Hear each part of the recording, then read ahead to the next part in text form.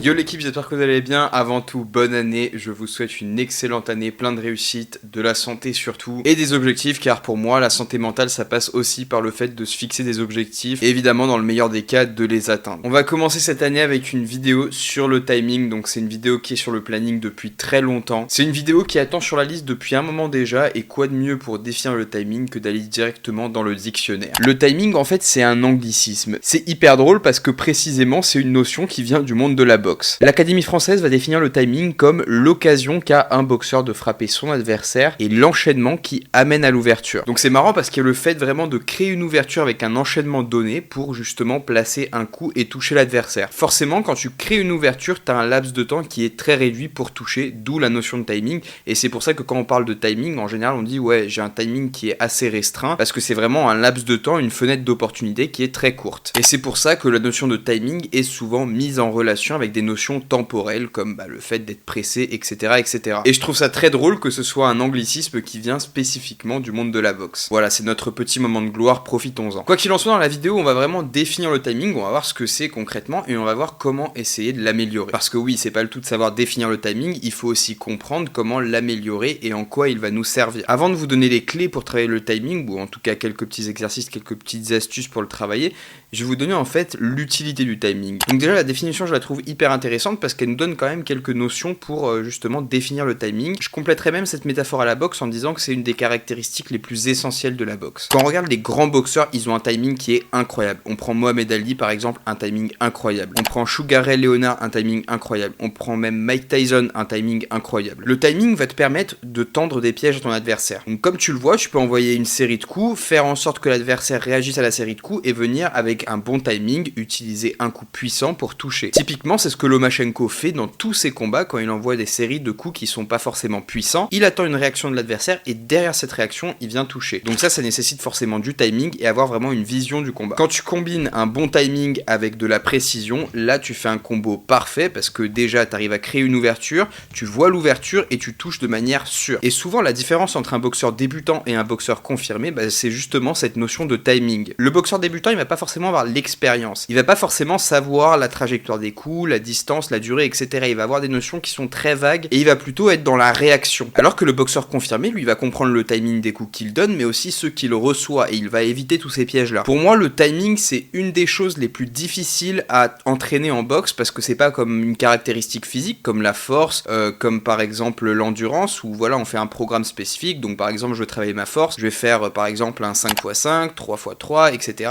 Et je vais progressivement augmenter mon ratio de force. Ou alors l'endurance, je vais calculer mes fréquences de travail, etc. Je vais faire de l'endurance fondamentale, je vais me faire des séries de sprints et je vais progressivement réussir à développer la capacité que je veux. Le timing, c'est plus subjectif parce qu'il n'y a pas vraiment un pattern qu'on va pouvoir reproduire, il n'y a pas un entraînement de malade qu'on va pouvoir faire. Le bon moment pour donner un coup précis change à chaque fois. Vous n'avez jamais la même configuration qui se présente à vous. Donc il faut quand même une capacité d'adaptation qui est hors norme pour vraiment pouvoir timer chaque coup à des moments différents. Floyd Mayweather, par exemple, c'est un exemple parfait du timing parce que Floyd Mayweather, il arrive à s'adapter à tous ses adversaires. Il a notamment ce fameux check hook, donc c'est le crochet pour checker si l'adversaire a la garde. En fait, souvent quand l'adversaire se jette, il le cueille avec un crochet. Vous avez le combat contre Ricky Hatton, si vous voulez, vous pouvez le regarder, c'est vraiment une masterclass de check hook. D'ailleurs, il le fait même tomber, Ricky Hatton arrive dans le coin, il se mange le coin parce qu'en fait, il se jette sur Floyd, Floyd le cueille avec le crochet en même temps qu'il se jette et il prend un contre qui est formidable et ça, il le fait avec le timing parce qu'il arrive à timer en fait le fait que Ricky Hatton se jette sur son coup pour le donner pile au bon moment. Et ça, quand on l'analyse techniquement, c'est franchement un truc de fou, quoi. Ou vous avez aussi Lomachenko, par exemple, qui fait des trucs de malade. Par exemple, il va venir baisser une main et puis garder l'autre en haut pour inviter justement l'adversaire à envoyer un coup en particulier.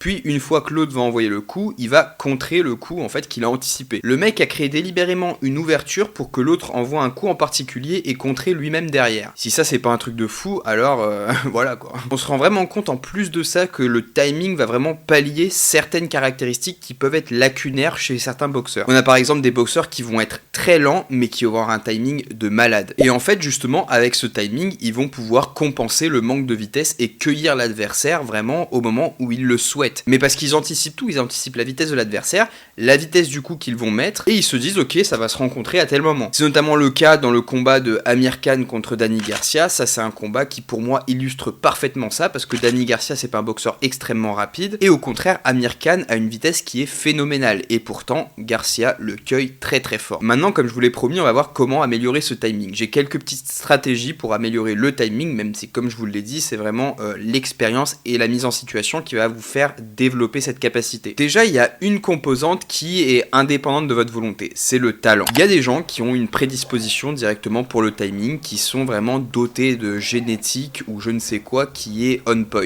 Leur timing est parfait, il n'y a rien à dire. Et les mecs, ils se sont pas entraînés, ils viennent peut-être dans le sport ou quoi que ce soit et ils ont un timing qui est impeccable. Ça, c'est génétique, c'est tout ce que vous voulez, mais ça ne dépend pas de votre volonté. Vous êtes né avec ou pas. Ensuite, il y a un autre facteur qui est l'expérience. Donc ça, l'expérience, vous pouvez jouer dessus. Parce que plus vous faites de combat, plus vous faites de sparring, plus vous engrangez de l'expérience et forcément, vous avez une vision du fight en fait qui est différente. Avec l'expérience, vous allez notamment boxer d'une manière plus économe en termes d'énergie. Vous allez être moins stressé, vous allez dépenser moins d'énergie et vous allez avoir une vision beaucoup plus claire de ce qui se passe. Parce que ça aussi, c'est un facteur qui influence énormément le fait d'être stressé, d'être contracté, de prendre des coups, etc.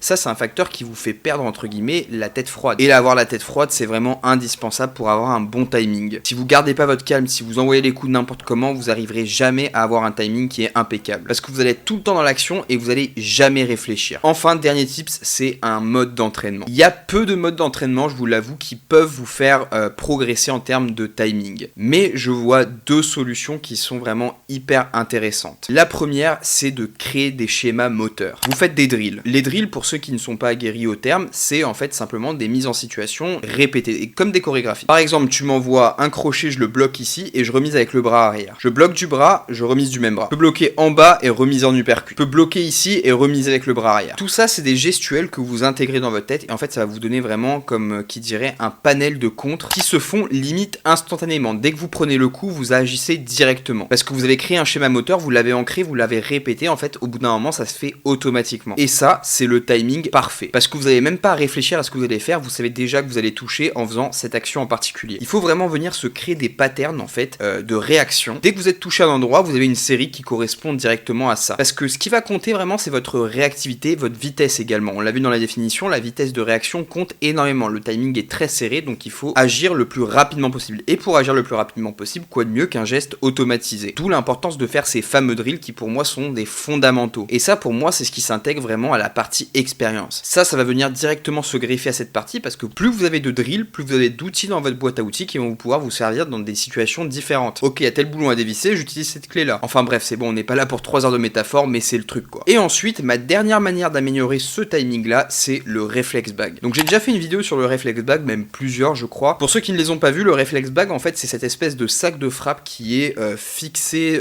sur une tige et qui va se balancer exactement comme une poire. Donc on va le frapper et il va revenir. C'est exactement le même principe que le ballon à double élastique. Ce truc là va te permettre de développer un timing de malade. D'ailleurs Ryan Garcia à mon sens a un des meilleurs timings de la boxe. Vous voyez, il time des crochets de manière impeccable et ça pour moi il n'y a pas de secret, c'est le reflex bag. Le reflex bag il bouge énormément, il bouge de partout, il va hyper vite. Franchement je pense qu'il bouge 1000 fois plus vite qu'une tête humaine. Donc pour timer un crochet sur ce sac, il faut quand même avoir un putain de timing. Et le fait de t'entraîner, de rater, de machin, de passer des heures sur ce sac là, va forcément, sans aucune discussion possible, améliorer ton timing. Quand t'arrives à faire comme lui et que à chaque fois que le truc bouge, t'arrives à placer un crochet, là tu peux être sûr que t'as un timing de malade. Donc voilà, c'est tout pour cette vidéo, j'espère qu'elle vous a plu. Si c'est le cas, n'oubliez pas de vous abonner, de mettre un pouce bleu et je vous retrouve la semaine prochaine pour une nouvelle vidéo. Ciao ciao.